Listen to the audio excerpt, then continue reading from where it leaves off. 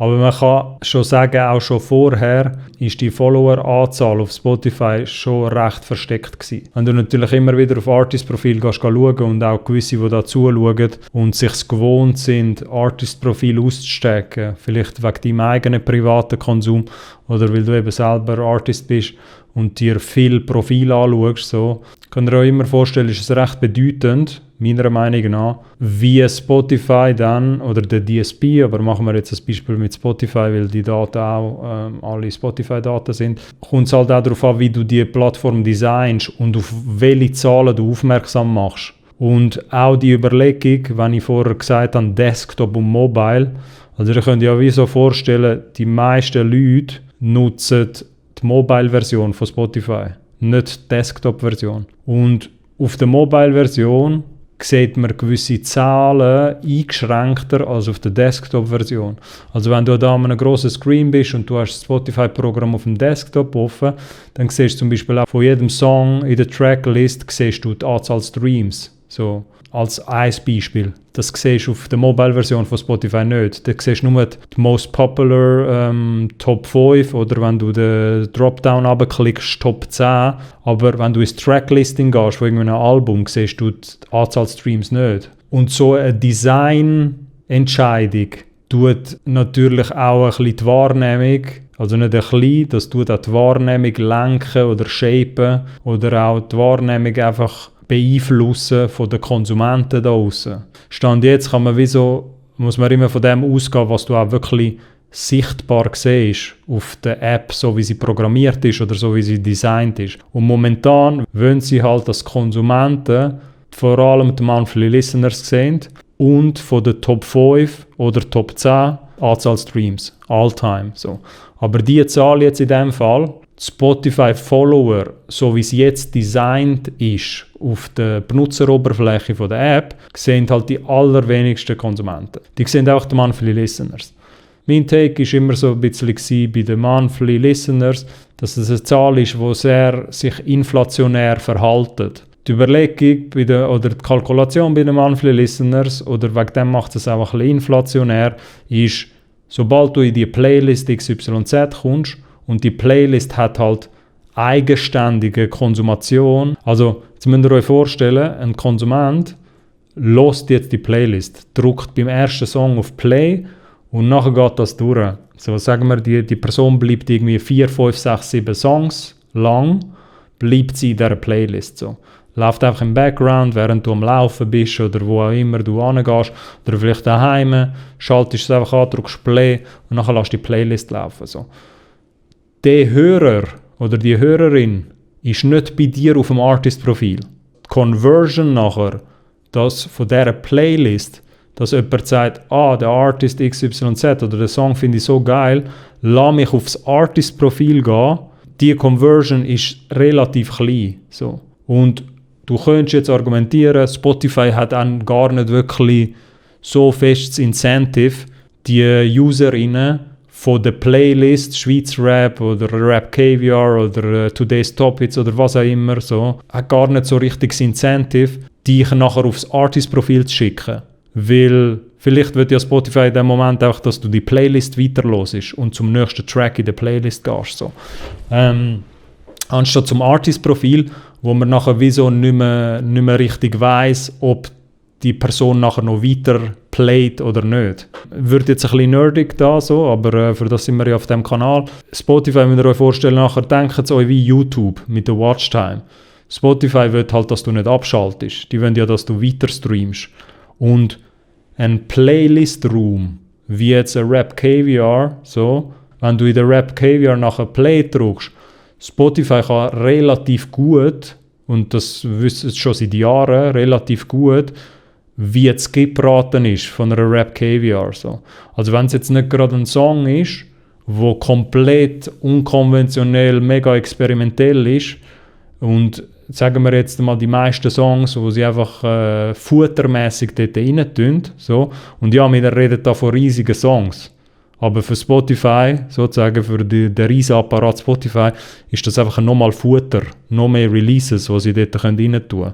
Aber eine Userin, jetzt gehen wir von Konsumentensicht so, eine Userin, die dort reingeht, in die Playlist, in den Raum, stellt euch das wie so als Raum vor, Spotify kann das relativ genau kontrollieren, wie lange du in diesem Raum verweilen wirst oder bleiben wirst. Sie checken nachher natürlich ab, die Skip-Rate von diesem Song ist recht hoch, so, dann tun wir den Song runter, dann tun wir irgendeinen anderen Song testen. Oder in dieser Zeit testen sie irgendwie 5 andere Songs testen und wissen, hey, mit diesen 5 anderen Songs bleiben die Leute länger in diesem Playlist-Raum. So. Und weil wir ein bisschen abgedriftet sind, aber das ist einer der Gründe vielleicht auch, oder meiner Meinung nach einer der Gründe, wieso Spotify nachher nicht wirklich Interesse hat, dich von diesem Playlist-Raum auf ein Artist-Profil zu schicken. Weil auf dem Artist-Profil ist die Konsumation ein bisschen mehr random. So. Nochmal, das Beispiel haben wir gemacht mit der Rap Caviar, weil wenn sie wissen, was die Skip-Rate ist innerhalb von der Playlist von dem Song XYZ, dann können sie das irgendwie rauskorrigieren und die Leute bleiben länger auf Spotify und playen die Songs. Es würde jetzt um das gehen, so in dieser Logik, sage ich jetzt mal, oder in dieser Theorie, wo wir da jetzt umspinnen. So. Und natürlich wissen sie auch, wenn du auf dem Weekend-Account bist oder auf dem Cine-Account oder auf dem AJ da, wo wir da gerade offen haben, also egal, ob jetzt Schweizer Accounts oder internationale, dort wissen sie auch individuell, welcher Song welche Skip-Rate hat. Aber stellt euch das wie Räume vor. Also sie wissen dann auf dem Album oder auf dem Songtrack-Listing von einem Artist, auch von einem Schweizer Artist, wenn sie dann in diesem Raum sind, wissen sie, Track 1 wird so viel wegskippt, Track 2 so viel und wo man dann weitergeht. So. Und Spotify wird einfach vor allem nicht, also ist jetzt meine Vermutung, so wie bei YouTube und all diesen anderen Plattformen, die wollen, dass du auf der Plattform bleibst, schon gar nicht aus der Plattform rausgehst. So. Und Playlists sind dann einfach ein dankbares Instrument, wie du halt Konsumation sehr einfach in einer Box kannst behalten. Also, dass die Leute nicht abschalten. Wie bei einem Fernseher, denken oder das wie früher, wie bei einem Fernseher, wo man dann auch abschaltet. Das ist der Super-GAU. Das darf gar nicht passieren am Schluss. Oder?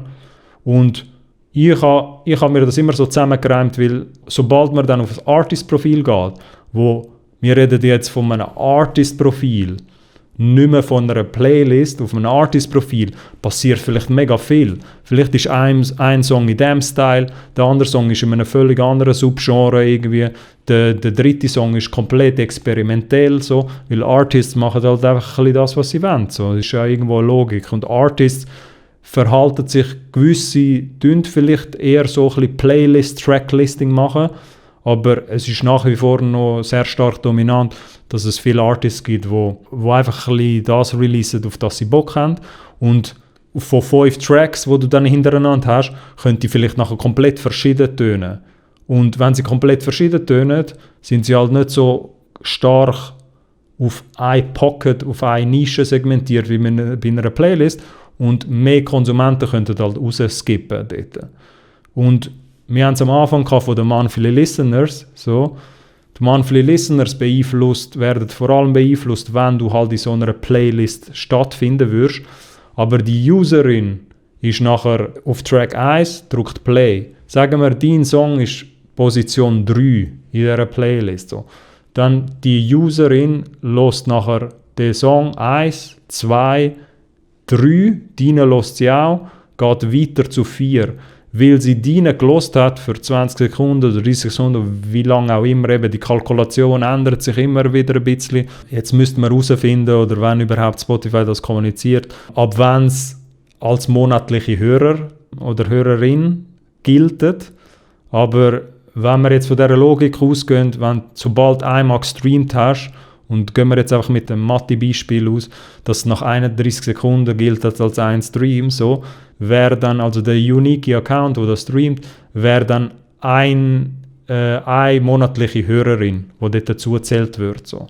Aber die Person, wenn du als Konsument jetzt sind wir wieder auf dem Artist-Profil, wenn du aufs Artist-Profil gehst und du siehst jetzt 10'000 monatliche Hörer als Zahl ganz gross geschrieben, dann denkt man, boah, krass, also es suggeriert so ein bisschen, ja, könnte man sich jetzt streiten, eine falsche Wahrnehmung, dass sich 10'000 monatliche Hörerinnen auf dem Profil irgendwie tummeln, auf dem Artist-Profil. Aber die allermeisten, oder zumindest Statistiken zeigen das so, die allermeisten von diesen monatlichen Hörerinnen, die Zahl darstellen schlussendlich, die dort reingerechnet werden, kommen aus irgendwelchen random Playlists. So. Und die hören ja nachher nicht weiter den nächsten Song. Sie gehen nachher einfach zum nächsten Song innerhalb von dieser Playlist. Darum, du kannst inflationär viele monatliche Hörerinnen haben, wenn du einfach gescheit in eine Playlist reingekommen bist, so, oder algorithmisch in eine Playlist reingekommen bist, und User bekommen dort deinen Song mit über. Aber das ist nicht das Gleiche wie jemand, der proaktiv auf dein Artist-Profil geht und dort deinen Song hört, auf Play drückt bei einem Album etc. Wenn das so Sinn macht. So. Ein Spotify-Follower wiederum, die Zahl, die ihr da seht, die Konsumenten müssen wirklich in dein Profil gehen und dort auf Folgen drücken. Subscriben sozusagen, wie bei einem YouTube-Channel. So. Aber die müssen dich dort wirklich verfolgen. Könntest du jetzt argumentieren, dass das ein grösseres Commitment braucht. Monatliche Hörerinnen ist eher ein bisschen passiv, also wenn es aus einer Playlist kommt sowieso. Das argumentiert man schon seit 10 Jahren, dass das eher so ein bisschen passive Konsumation ist. So. Und dass überhaupt jemand folgen könnte, nachher müsste er auf dein Profil kommen. Darum, jetzt mit der Zeit, wenn wir das jetzt weiter tracken, wird auch ein bisschen spannend zum Anschauen, kann man nachher auch den Quervergleich machen, gewisse Artist-Profile, wie hoch ihre monatlichen Hörerinnen sind und wie hoch ihr Follower-Count ist. So. Ich finde es einfach spannend, oder an dieser Stelle zu sagen, einfach für so Wahrnehmungspsychologie und so, wenn jetzt Artists dazu schauen, die Follower-Anzahl, die sehen die allerwenigsten Konsumenten, muss man jetzt schlussendlich sagen. Und das hat ein bisschen damit zu tun, wie Spotify die Benutzeroberfläche designen. Also der Wert ist sehr versteckt. Die Streams sieht man, wie gesagt, auf Mobile. Aber was der am ehesten zum Verhängnis werden, was die Leute am meisten ein bisschen beeinflusst, so, oder halt schon seit Jahren, ist, dass sie sehen, wenn halt deine monthly Listeners runtergehen, dann sieht man das relativ präsent. Oder wenn sie raufgehen, logischerweise. So. Aber machen wir es jetzt mit dem Beispiel gegen runter, wenn sich jetzt gewisse Artists Sorgen würden machen, dass sie wie so Cloud verlieren. Spotify zeigt die Cloud oder tut Konsumenten danach erziehen, dass sie wie so mit den monthly Listeners, dass die Konsumenten zeigen da draussen. Mit den Streams auch, aber auch dort, so die Logik von der Industrie müsst ihr euch vorstellen, oder auch Konsumenten, POV, denken da immer, ich gehe jetzt auf dem Desktop, ich weiss jetzt zum Beispiel, auf dem Desktop kann man, wenn man unter der Diskografie dort mehr Anzeigen geht, dann sieht man alle Songs aufgeschlüsselt so. Und dann sieht man dort All-Time-Streams. Aber auch dort Design-Choices oder wie Spotify das designen. Erstens mal, die allerwenigsten Leute konsumieren Spotify auf Desktop. Das heisst, ihr könnt schon mal für euch abspeichern oder wissen oder beruhigt sein, dass die allermeisten Konsumenten da draussen nicht die 5 letzten Songs dort irgendwie genau die Anzahl Streams wissen von diesen Songs. Mit der Cloud-Wahrnehmung können die Konsumenten gar nicht spielen, weil sie wissen das gar nicht richtig. Ausser du zeigst das halt wirklich in der Story oder was auch immer, hey, mein Song hat so und so viel. Oder der Song geht halt in die Most Popular und dann sieht man die Anzahl Streams, logischerweise. Aber für euch einfach zum Verständnis, würde ich jetzt behaupten, die meisten Konsumenten da draussen, auch bei Schweizer Songs, Schweizer Artists, wissen nicht so richtig, wie gross der eine Song im Verhältnis ist zum anderen. Es sei denn, der Song ist halt wird halt wirklich populär, wird grösser und grösser und grösser, aber das ist nicht so stark.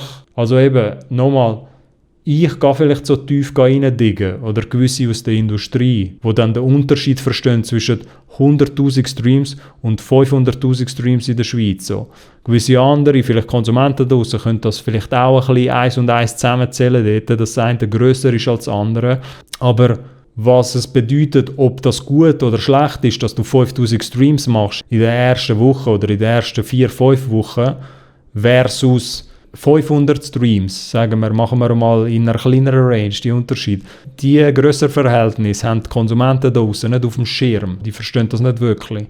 Vor allem auch könntest du jetzt noch ein anderes Fass aufmachen, weil halt, wenn Konsumenten überhaupt getrimmt werden von von Spotify, so mit Zahlen, Affinität und wie fest sie Zahlen im Vordergrund tun, dann werden sowieso getrimmt mit internationalen Artists. Also educated werden die Konsumenten mit den Zahlen von einem The Weeknd, Ed Sheeran, Ghana, wer auch immer, oder? Je nachdem, in welchen Genres man schauen, in welchen Moods man abchecken. So. Das ist ein Thema für einen anderen Clip, andere Episoden, dass auch dort der Unterschied, die absolute Wert zwischen einem Song aus der Schweiz, der 500'000 Streams gemacht hat, und einem Ghana-Song in der Schweiz, der 500'000 Streams gemacht hat, ist die Grössenverhältnis, das checken die Konsumenten gar nicht. Und jetzt hat es vorher resettet, die Page.